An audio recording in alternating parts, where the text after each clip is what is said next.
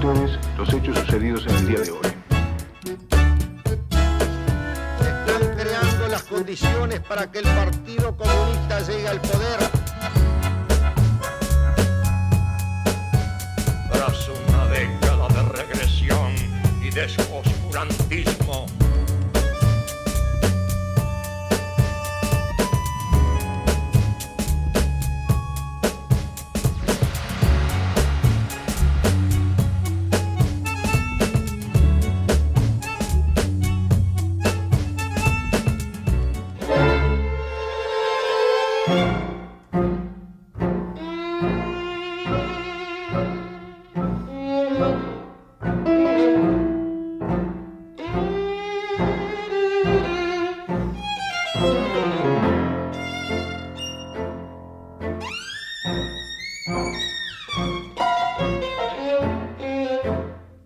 El 26 de junio de 1973, el golpe ya parecía inevitable.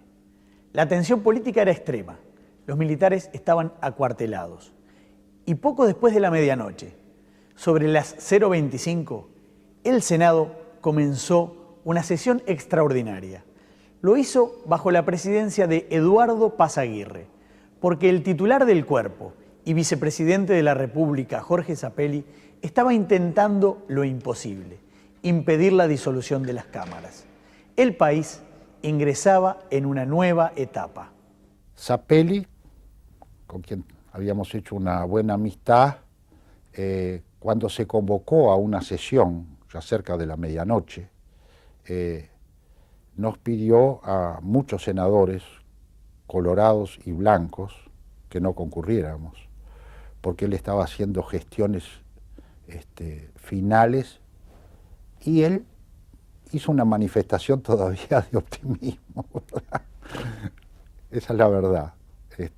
Esa noche Zappelli todavía no daba todo por perdido, y en función de eso, bueno, no concurrimos a esa sesión.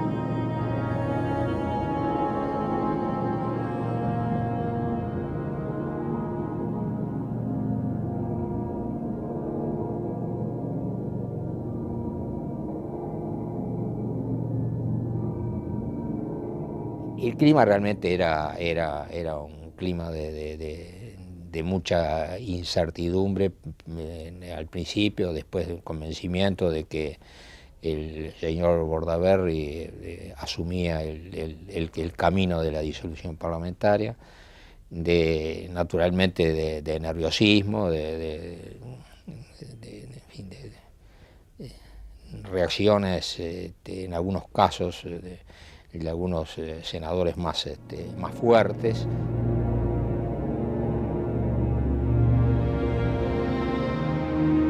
La última e histórica sesión del Senado terminó sobre la 1:40 de la madrugada de aquel 27 de junio.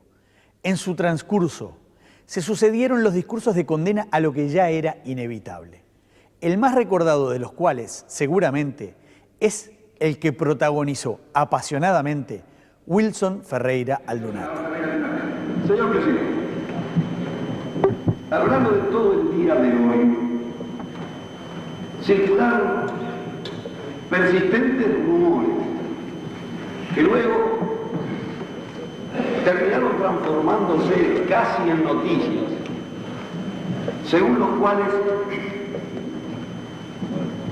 estaría a punto de culminar, si es que no ha culminado ya, un triste proceso que finalizaría con la violación por parte de Juan María Bordaberry de sus juramentos constitucionales y un asalto a las instituciones y a la libertad del público. Si eso llegara a confirmarse, como muchos nos tememos que ocurra, es corriente decir en estos casos que a Bordaberry y a sus cómplices los juzgará la historia. Y eso es verdad. Pero debe agregarse que antes nuestro pueblo oriental de hoy va a exigir su responsabilidad y hacerla efectiva contra el responsable del atentado y sus cómplices.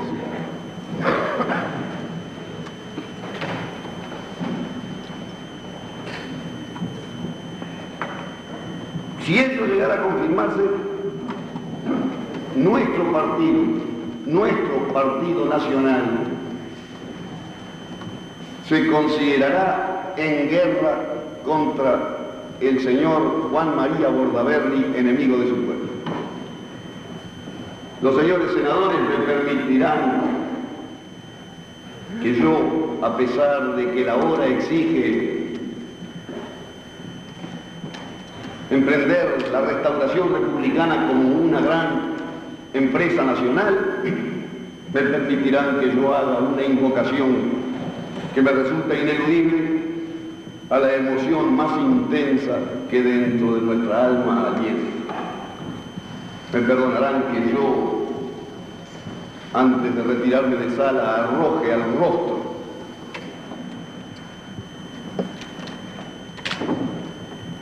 de los autores de este atentado el nombre de su más radical e irreconciliable enemigo, que será, no tengan la más mínima duda, el vengador de la República. ¡Viva el Partido Nacional!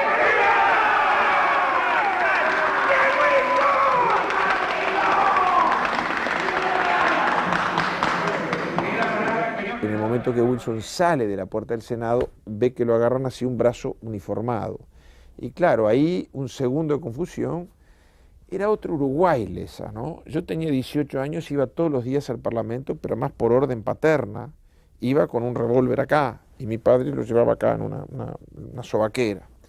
Entonces era otro Uruguay, era otra cosa, que la gente más joven no lo vivió, no sabe cómo era. Yo no sé si sé tirar, pero andaba armado. En Uruguay se andaba armado, los senadores entraban a sala armados. Era otra realidad, muy difícil de describir para el que no la vivió. Y ahí, cuando Wilson ve eso, llega a manotear el revólver, ¿no? Y ve al policía con el cual nosotros no teníamos mayor relación, pero que era el custodio cotidiano del palacio, el policía que para ahí, que le chifla a uno si estaciona mal el auto, le hace la veña a los senadores cuando entran. Entonces cuando lo mira, él le dice, mi casa es muy pobre, pero ahí no lo van a ir a buscar. Y ahí se da la situación, ahí Wilson pasa a la clandestinidad, llamémosle, es decir, se esconde. Y para evitar que el propio entusiasmo de sus adherentes lo delate, se hace una maniobra de confusión en la cual él se va al auto de un joven militante del Movimiento por la Patria de aquella época. El que lo sacó a Wilson escondido en su auto fue el joven abogado doctor Ignacio Posada Montero. Y los jóvenes de Por la Patria, hasta como para contribuir a que él se pueda ir discretamente, siguen rodeando el auto, aplaudiendo, pero Wilson ya no estaba en el auto. Hoy tenemos toda la evidencia de que iba a ser detenido. Señor presidente, el sector del Partido Nacional ha invocado, por razones que respeto, sus antecedentes para esta hora de lucha. Y yo, que inicié mi vida cívica luchando contra una dictadura y quizás la concluya esta noche luchando contra otra, invoco a Baltasar Ruiz. Muy bien. Muy bien.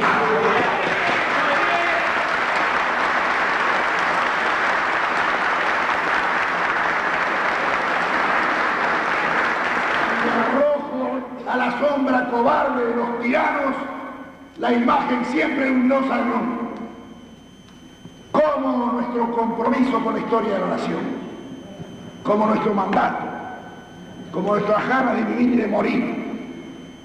Hemos luchado durante 40 años, alentados por aquella imagen gloriosa.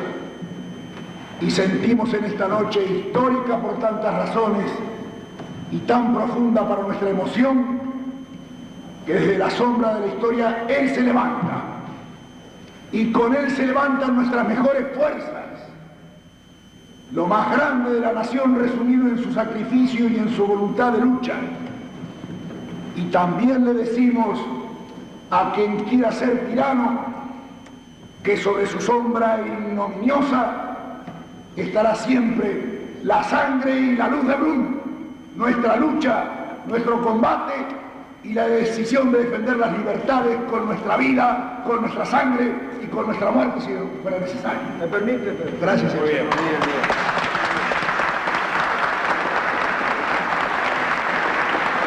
Fue un clima absolutamente peculiar, distinto a todas las sesiones del Parlamento, porque se hablaba continuamente y cada vez más sobre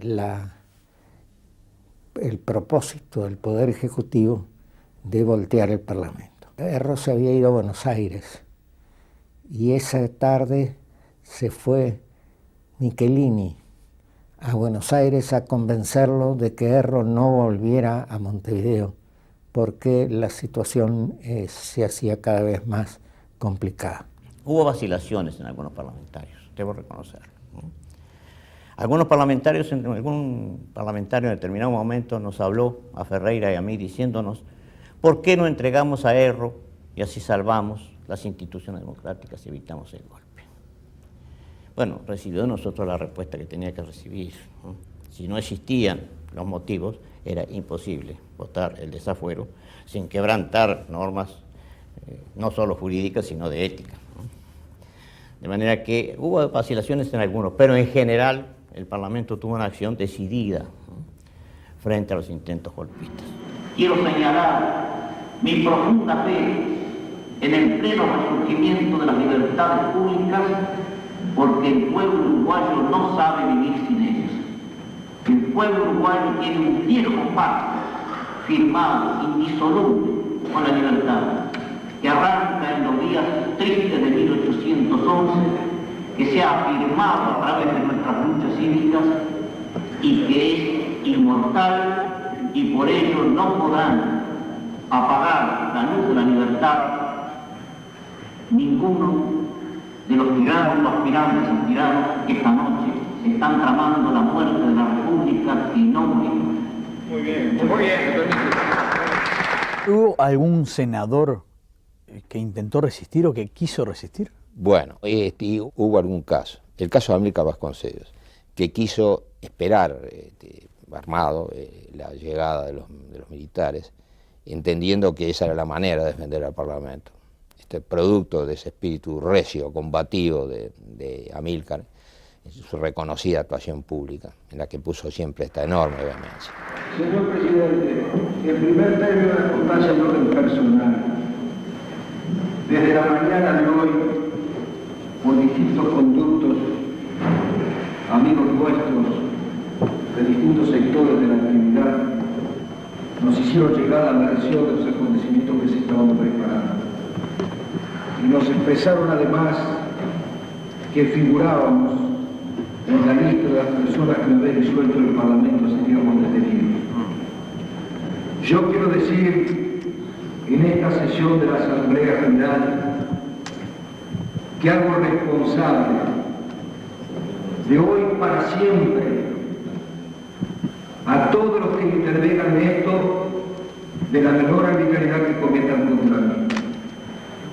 Nací en la frontera y soy hombre que no olvido agravios y que sé devolverlos. Sigo creyendo que el mejor elogio que alguien hizo a través de la historia a otro hombre fue aquella frase de Manrique a su padre: qué amigo de sus amigos, qué enemigo de enemigos. Y yo soy buen amigo de mis amigos, pero soy mejor enemigo de mis enemigos. Que lo sepan en este momento en que yo puedo hablar, que desde hoy para siempre el que cometa la menor arbitrariedad contra mí, tarde o temprano, va a tener que rendir cuenta de eso. a mí o a quienes me suceden. Pero lo que importa es lo que es trascendente. Cosa curiosa es que quienes se ofendieron y se agraviaron hace poco tiempo porque dijéramos que estaban preparando en las sombras estos hechos que se están desencadenando contra el país y promover acciones judiciales, lleguen a este término de confirmación pública ante el país, ante la historia y ante América y ante el mundo, de que todos aquellos presuntos motivos de agravio no eran otra cosa que la máscara con que pretendían tapar sus verdaderas intenciones. Porque los hechos, mucho más elocuentes que las palabras, ahí están. Hay triunfadores efímeros, que las hojas del viento de la historia las desparraman y se olvidan hasta caer odio de los pueblos. Ellos se sentirán vencedores y muchos serviles y miserables se acercarán para decorar una situación momentánea. Pero ya sentirán también el látigo de la historia sobre sus nombres y el nombre de sus hijos, como una mancha indeleble por la inmensa traición que están cometiendo contra el Uruguay. Y de esto no lo salvará absolutamente nadie. Contra esto nadie puede defenderse. Así como hace un rato, por el grito de su partido, contestaban otros hombres de sectores políticos diferentes, yo lanzo al país como un grito que es de paz, pero también es de guerra, el grito inmortal de ¡Viva Valle!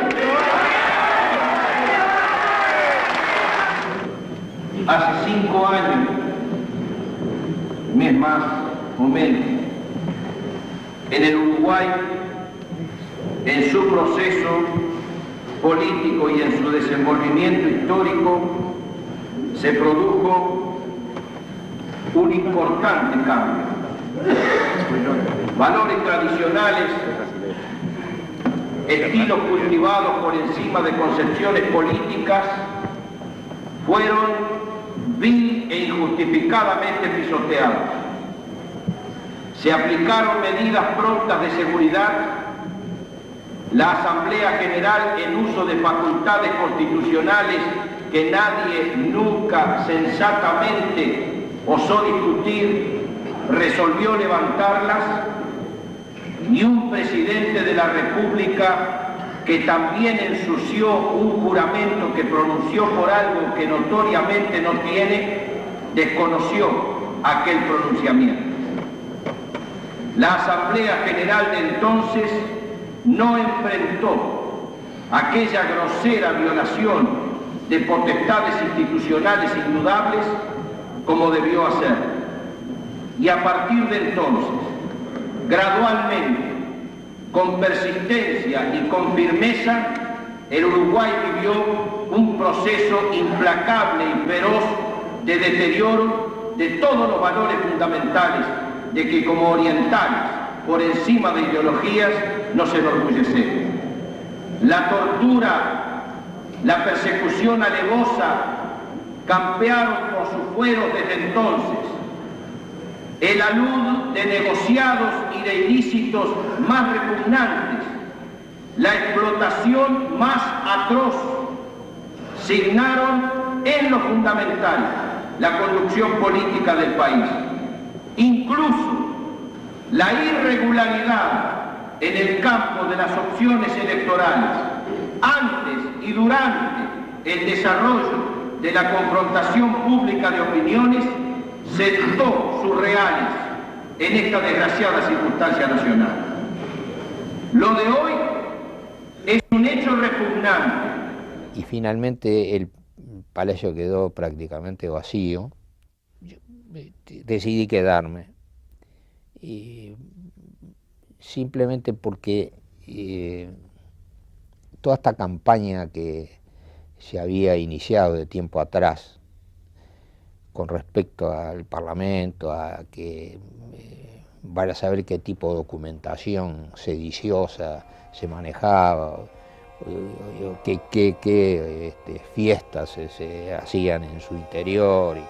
Yo lo que pretendía era simplemente ser de alguna manera un testigo de que no ocurría nada de eso y en lo posible de que los militares, si es que iban a ocupar el palacio, constataran de que todas esas aseveraciones no eran verdaderas.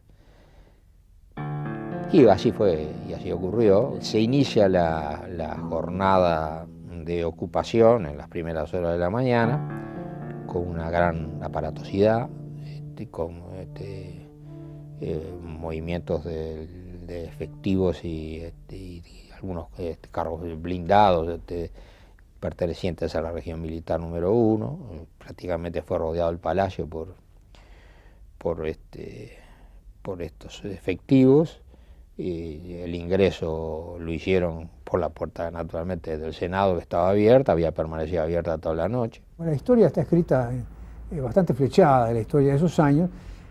Después viene un periodo, desde febrero hasta el 27 de junio, en el cual lo que está subyacente es una disputa a ver quién se queda con el nuevo poder. Ha surgido un nuevo poder que no está en los partidos políticos, está en las Fuerzas Armadas. Entonces ahí, bueno, yo decido ponerme al frente, porque me parecía, por las razones que le expliqué, para no ser reiterativo. Pero también la izquierda insiste en ver si puede quedarse con el nuevo poder. Reclama el cumplimiento de los comunicados 4 y 7. En el mes de mayo le sugiere a las Fuerzas Armadas que me lo llevan en consulta a los mandos militares la idea de hacer un paro general en homenaje a las Fuerzas Armadas, hecho por la izquierda, los sindicatos y partidos de izquierda. En fin, eso fue lo que quedó subyacente y se definió en junio. Eso se definió en junio. Ahí quedó establecida que las Fuerzas Armadas no iban a ir a la izquierda, que nunca fueron, o por lo menos nunca prevalecieron las Fuerzas Armadas las ideas de izquierda, ni mucho menos las ideas revolucionarias. El hombre de armas es un hombre de orden. Y ahí se definió. Para que vea lo que podíamos llamar la prueba del 9. En febrero, la izquierda, los sindicatos izquierdistas, los partidos de izquierda, no hicieron nada. Si se trata de violación de la Constitución, había sido agredida también la Constitución en febrero, y ahí no pasó nada.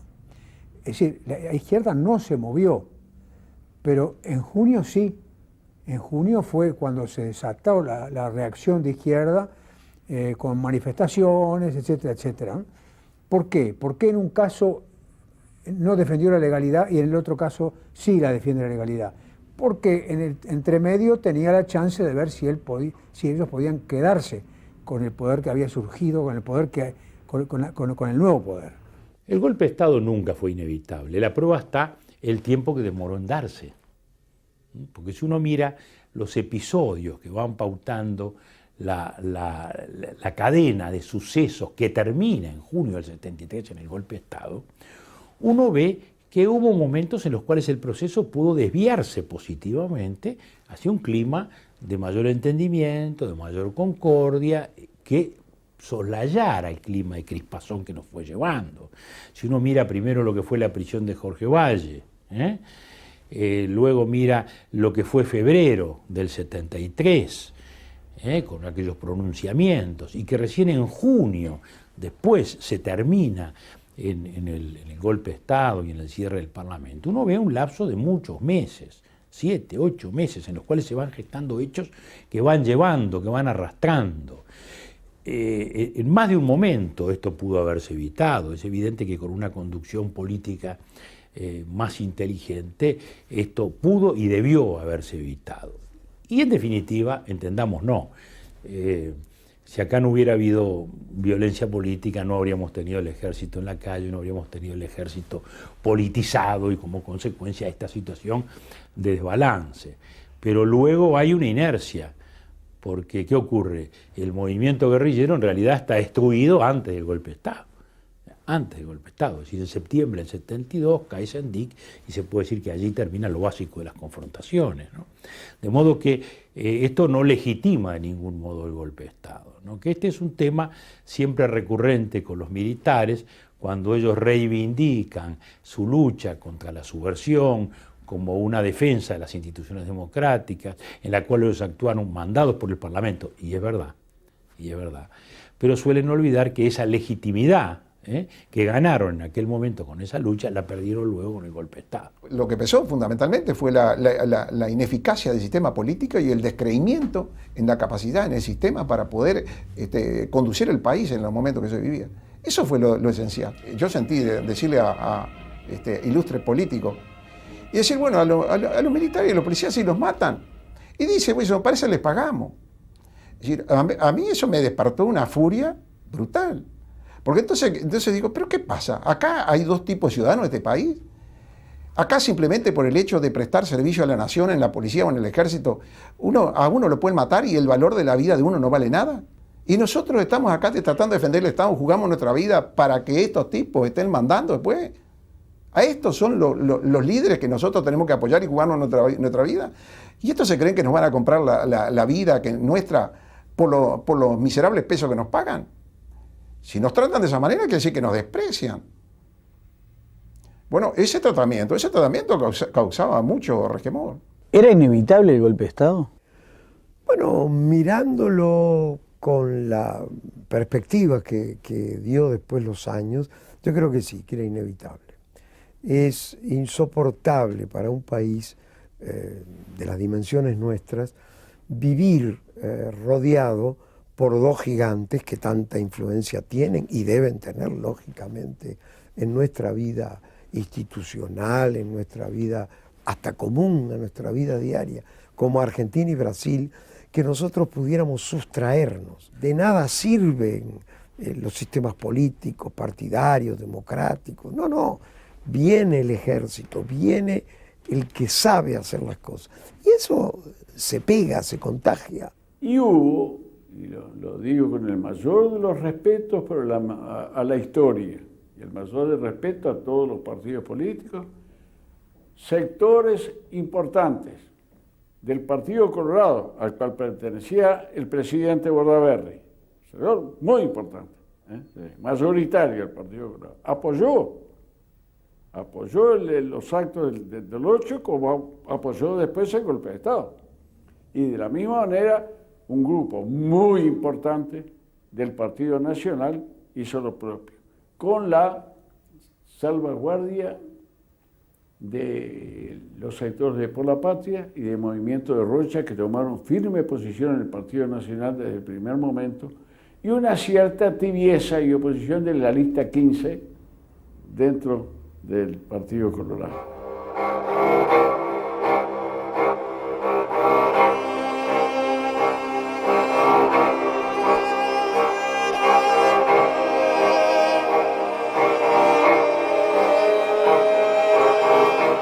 Fuimos sintiendo cada vez más claras las pisadas de los militares, más preocupantes sus intervenciones. Y nos fuimos a Baraja, cada uno con su barco, sin que las grandes fuerzas democráticas hubieran podido puesto en serio a parar aquel golpe que se nos vino encima. La caída del Parlamento y la toma del Palacio Legislativo por parte de los militares simbolizó el fin de una época, el derrumbe definitivo de la democracia, y marcó los tiempos que se venían, tiempos a los que los uruguayos no estaban acostumbrados, tiempos de dictadura.